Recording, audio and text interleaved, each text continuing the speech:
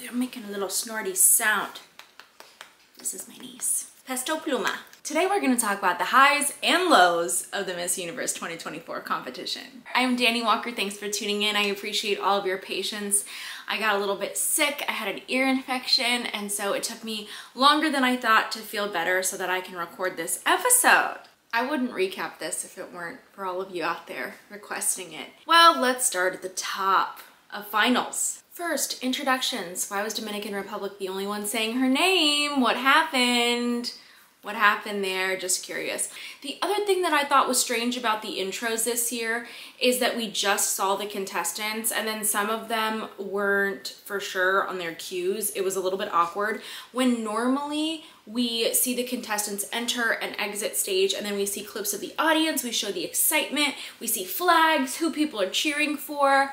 This version was just contestants and they hid the entrances and exits, which was interesting. It was a very seamless type of cut, but I tend to lean more towards the audience edit. I think it's fun and it shows the atmosphere. One thing we learned is that this year there were 18 mothers at the competition. So obviously it's new that they're allowing mothers to compete, and this is a record year for the moms out there. Let's talk about how they got to their top 30, which still confuses me, but there were 25 that were actually selected as semi-finalists, and then 4 were the Continental Queens, and then 1 is a People's Choice winner. Also, is this the first time that they had a head judge sitting separately from the rest of the panel? I don't remember that in years past, but I don't know, maybe that's just like a Mandela effect thing. I really wish that they would have announced the contestants faster for the top 30. They broke this up. There were commercial breaks. There were clips from Catriona and Zuri.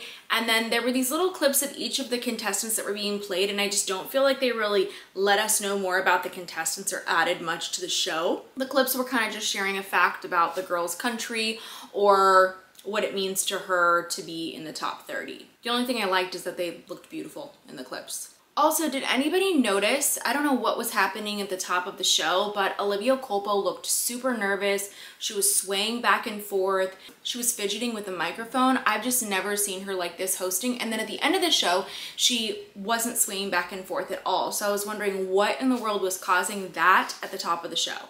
What was going on that we don't know about? So a lot of you are complaining about production, and I feel that with you because we didn't see much of a difference other than the use of LEDs and how they were being used between prelims and finals. Honestly, very disappointing to see this. The stage itself, I didn't hate it for finals. I definitely preferred the final stage to the preliminary stage, but it was kind of giving me Oscars vibes. But the thing that I need to know is why in the world was there an infinity symbol in the middle of the stage? Why would you use the Cosmo logo in the center of your stage? What is going on? So let's talk about the tea, allegedly though. So the founder and the creator of Miss Cosmo used to be the national director of Miss Universe Vietnam. And allegedly people said that Anne and the Universe Vietnam director Tran were supposed to go in and purchase Miss Universe together, but that something happened and then Anne ended up getting Universe, and then Tran was like, well, forget it, I'm gonna create a better show than yours. And frankly, I feel like he did do a better job this year producing an international pageant. Yeah, go watch my recap. You should go see what they were doing at that show. So using a competitor's logo is a choice. It is. Definitely not one that I would make, but it was a choice. I'll be honest too, I did speed up the results of the top 30. I could not sit through that, way too long. Let's talk about the top 30. I didn't see any really big shocks here. So I know some people were shocked about USA not placing the top 30. Honestly, I wasn't that shocked, not because Alma isn't amazing, but because she had no help from the national organization. It is so difficult to do. And if you really watched my episodes leading up to Miss Universe, I wasn't like making a ton of predictions that she would be in a top 30 this year. But Honduras, I was really sad she didn't place though. I do feel like the walk could have been a bit stronger for prelims, but who even knows at this point? Because if you look at the top 30, there didn't seem to be a really strong correlation between best performances for prelims and then finals top 30. Swim started out with France in the top 30, and that doesn't surprise me. I loved her prelims performance. I feel like she looks like a Victoria's Secret supermodel. She was so stunning, and also hello France. Lots of prep, lots of support there, so no surprise. Now, India was really cute during finals. I thought that she did a good job. I preferred this performance to her preliminary performance, but I still prefer her national performance. Go watch that one. That was a great one. I was excited to see Serbia in the top 30. Very, very glad that she changed that lip color. Yes, in prelims she had this bright red lip, and the lip that she wore for finals is what I wanted to see for her. She looked beautiful. Honestly, overall, I feel like the ladies did really well for swim for finals. I feel like we had a lot of improved performances. So Vietnam, I thought was really great. I think this is stronger than prelims. Puerto Rico, I love her. Love her. She gave us the same performance as prelims, which I don't hate. Miss Catriona did that as well. She's using her signature walk and style. I think it's a good strategy. What I think stands out about Nigeria isn't necessarily her walk. I feel like the walk is okay, but it's really face, and that is one of the things that I think has always set Miss Universe apart, is there's this really, really big emphasis on facial beauty, and she was just so confident, and I was mesmerized by her on stage, so I loved that. Canada, I think, did pretty well. I know a lot of you talk about her on the channel. She, for me, was somebody that, yes, I could see placing in prelims, but because I didn't see her taking home that Universe title overall, I didn't really focus on her in my preliminary recaps. Now, Cuba, I was really excited to see here for finals. I think that she brought a lot of energy for prelims, and I felt like she deserved this placement. This was great. China struggled with the cape. She wasn't somebody on my radar for prelims. I think that Japan had a really nice little pivot combo. I love her smile on stage, but honestly, I feel like the ladies did not have enough stage to be able to do much. Versus look back at 2018. That was a really long runway, and there's plenty of space and time for interesting poses and turns and moments, you know, the things that make watching this pageant interesting.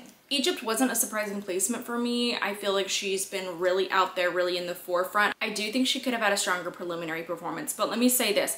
People were saying online that for prelims, they were including a national costume score as well as a swim score, and that gown was not scored. I didn't see that anywhere. It wouldn't surprise me to hear the gown was not scored, because what are you scoring? They're just standing there on stage. Ugh, the audacity of this organization to charge people for tickets or produce these shows and not even allow us to see an evening gown walk. Mexico looks beautiful. I was not surprised to see how far she went in this competition. When I saw her in prelims, I was like, yes, yes, yes, yes. We saw Argentina, and I think she stood out even more here during finals than she did in prelims, but I did talk about her because she had a great walk then. Now, I love Thailand's walk. To me, this is just giving classic Miss Universe vibes, all confidence, absolutely loved it. Peru looks beautiful. I think she had a really strong performance for prelims for swim, and that just seems to be like the only thing we're evaluating. So I do not even understand what happened this year. That's why I'm like, why are we even recapping this? Macau, very excited for her.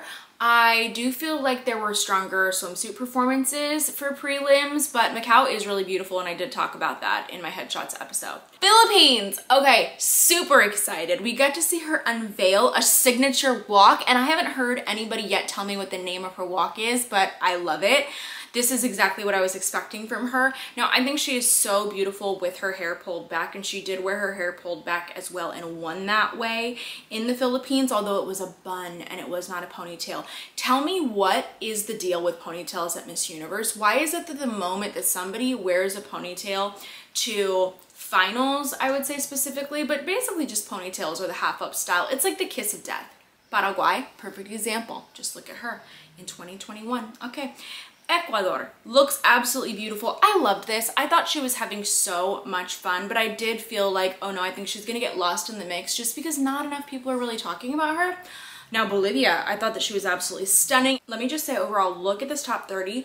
I feel like there were a lot of Latinas back in the top 30, and they were really, really bringing it this year. Malaysia looked great, but I will say that her little exit during prelims knocked her out of my top 30. That was way too grand of a performance for my liking for Universe. Now, Russia, I didn't know she was only 18. Absolutely beautiful. She did stand out to me in prelims, so I was happy for her. I did talk about Aruba during my prelims recap because I felt like she's like a blonder version of Argentina. and I felt like they would kind of cancel each other out at some point, and we did see Argentina moving forward and Aruba didn't. So Finland, I thought that she did a great job here. This was one of my favorite swimsuit performances. This was just really giving me Miss Universe, and I absolutely loved it. Now Dominican Republic, of course, she had a great performance during prelims, but I thought this was even stronger, and I loved it. I loved it. This would have scored so well with me. Cambodia, her walk did stand out to me during prelims, and I also really liked her interview outfit, but this performance, I think, for finals needed just like a bit more work in order to advance. Nicaragua, didn't have her on my preliminary card after that night, but I mean, like I said, overall I think that these ladies did really well, but there are some walks obviously that are going to be, you know, that I'm more a fan of. Personal preference. Denmark, so a lot of people were cheering for her during finals, and I didn't really talk about her during my preliminary recap because I felt like her preliminary style of walk, it was very grand. And so I'm very confused this year, as I'm sure many of you are, because usually like style of walk, styling, dresses, hair, makeup, all these little itty bitty things, when we put them all together, it's what makes Universe different from Grand, different from International, different from World. And so I feel like she was delivering a Grand International performance, so that's why it was very, very confusing for me. I do feel like her transitions could have been a little bit cleaner. I think she was coming across as quite young with this style of walk and a little bit bouncy. So I actually did not have her advancing after this point in my picks. Now, Venezuela, solid, beautiful, absolutely love her, but I was like, why did they put her hair half up? I just feel like that's such like a teen type of hairstyle lately. It's not really like in vogue, let's say. And so I was glad to see that hairstyle change later. Now, Zimbabwe, excited, thrilled. I was waiting to see her here. Y'all know she's been one of my favorites. And then Chile, so facially beautiful on stage and just delivered such a strong performance. I also really like that after swim, Catriona said she would be evaluating the 4 Ps, which she says are personality, power, posture, and pasarela. So her walk, basically. And I love, love, love, love that. And me too, girl. Me too. Also, the clips of Catriona and Zuri, normally I feel like those are short little clips that keep the show moving, but it felt like they were filling time after swim, which I'm not a fan of. Like, what in the world was going on? So now we cut to our top 12. Oh gosh. But the way the Dominican Republic and Philippines were excluded from the top 12, that's why I'm like, why are we even, like, what are we doing here? I really feel like they should have done a 30 to a 15. Because what difference is it gonna make? It looks like you're filling time anyway, so why not have 3 more walks? It also took way too long to announce the top 12, I think. I don't mind when they put the little fun facts about the contestants on stage, but it's like, okay, cool, she stood in the center, moving on, let's call out the next girl. Like, all of that wasted time, we could have had a top 15. What was the camera person doing during the Robin Thicke song? What were we doing here? We were capturing parts where contestants were transitioning. We were capturing parts where they weren't even looking at the camera. I don't even know. They captured a traffic jam on stage. What are we doing? How do I fire people when I don't work for the organization? How can I do that? Let's talk about gown. This is hard for me to discuss. So Bolivia looked really, really beautiful. Great performance here, but I didn't really love the gown choice for her for finals. It just didn't feel like a crowning gown. Mexico looks stunning. However, I still think she should have wore her national competition gown. That would have been something else. The Universe gown.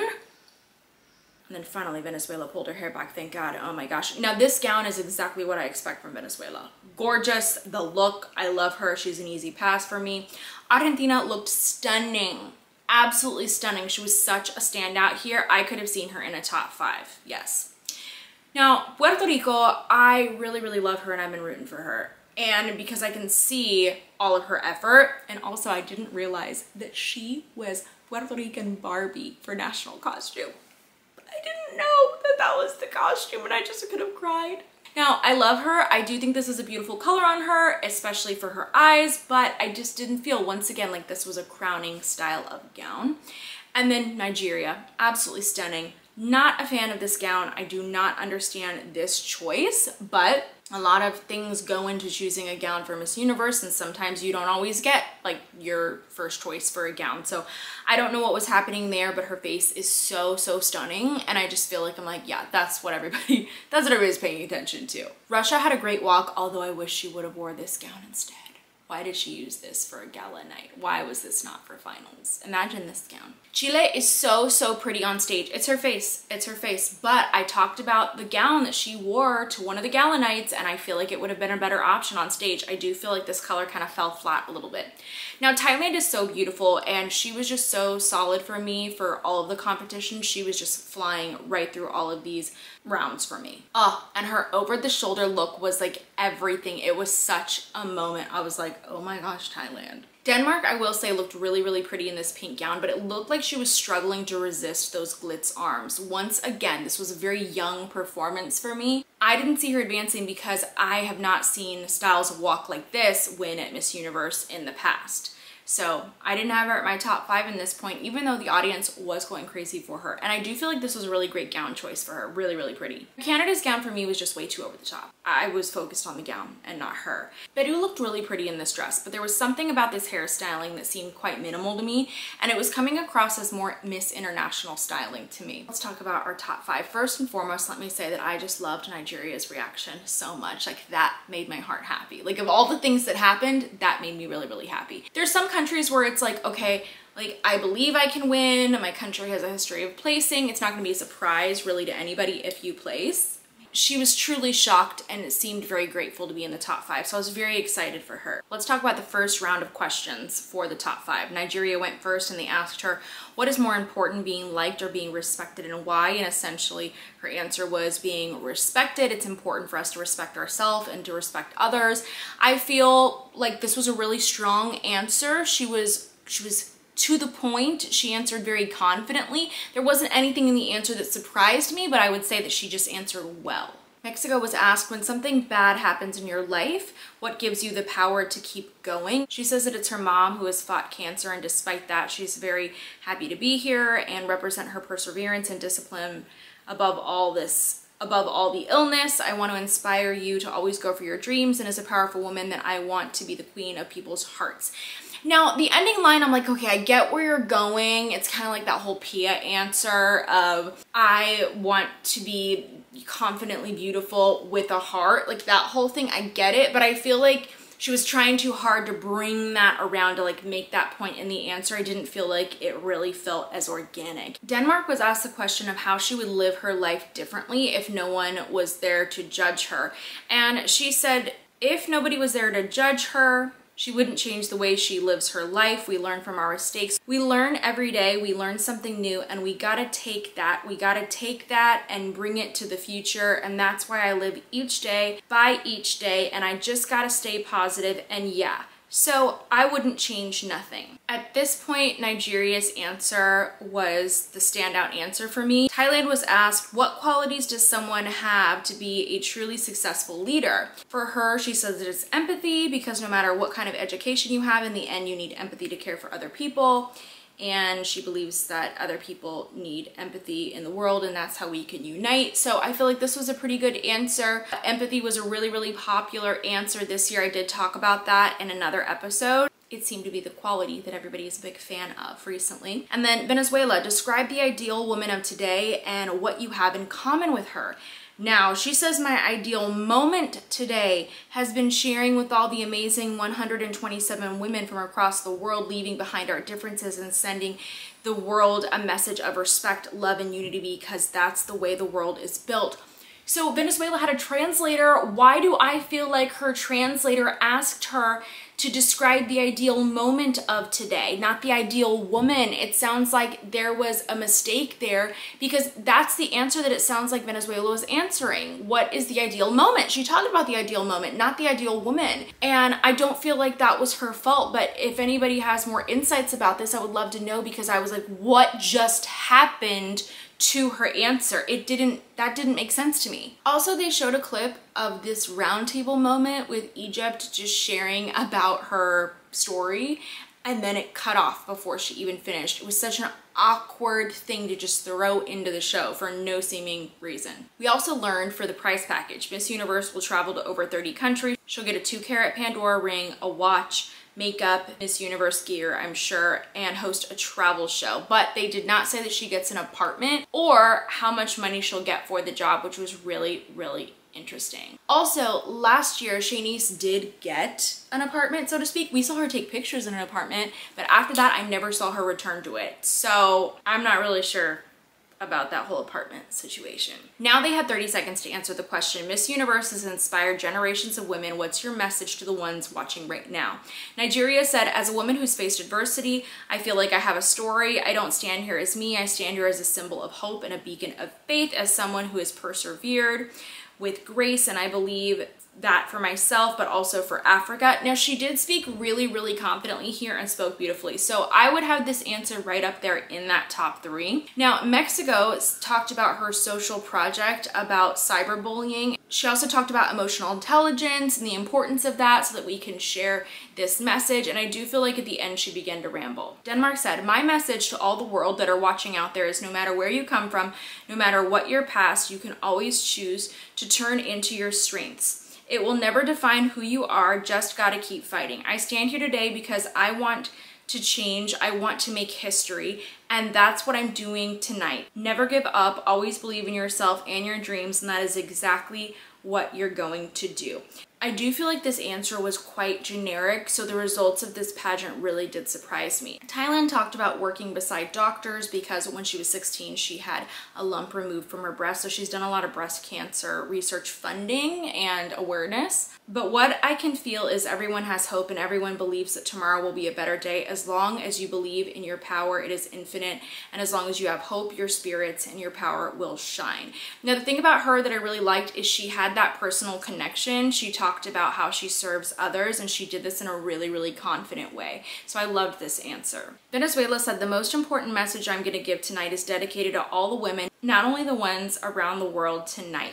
The crown tonight doesn't only go to the representative of Miss Universe. The crown goes to every single woman who's earned the respect, love, and visibility of their countries. I feel like Venezuela was really missing that mic drop moment that she really needed to seal the deal here. So I feel like these onstage answers, when I listen to them, for me personally, Thailand would have had the highest score for the onstage answers. Of course, at that point, I also would have factored in her personal interview and how she did overall. I think she did an outstanding job overall. When I heard these answers, I thought that Thailand was gonna win after that. So I was very surprised by these results. Another little insight here. Then we saw this clip again of this round table, and USA was sharing a little bit of her experiences, and she brought up the phrase demanding excellence again, which is what we heard from her at nationals a lot. She's been bringing up the same phrases and talking points, and when you bring them up again and again and again, it's gonna tend to make you sound rehearsed. So I feel like that is probably what happened in her interview. She probably brought over the same talking points from nationals to Miss Universe. And I feel like, yes, you can do a little bit of a carryover, but you need something new and fresh in there. So let's talk about our results. Venezuela, 4th runner-up. That really didn't surprise me, especially because of her first onstage answer, which I really don't even feel like that was her fault. Now, Thailand being 3rd runner-up, that did really surprise me. With these results, I thought she at least would have been 2nd runner-up, but Mexico was 2nd runner-up. Now, Nigeria was 1st runner-up, and Denmark is our new Miss Universe 2024. Now, winning Miss Universe is no easy task, and of course the judges all have their own opinions, how you and I have our own opinions. So I'm just sharing with you the way that I would have been scoring this pageant. There's a whole lot that didn't really make sense to me this year in terms of the production and the results. It was all very confusing. Now, the one thing I really want to talk about here though is the announcement of these continental queens. So I'm very, very confused about these continental queens. They said that these ladies would be announced after prelims. So to me, that meant that they were awarding continental queens right after prelims based off of the preliminary performances. I feel like it would have made a lot more sense to announce them then. No, we did not get them announced until after the pageant, when it really didn't make any sense, because our continental queen winners Some of them were not in the top 5.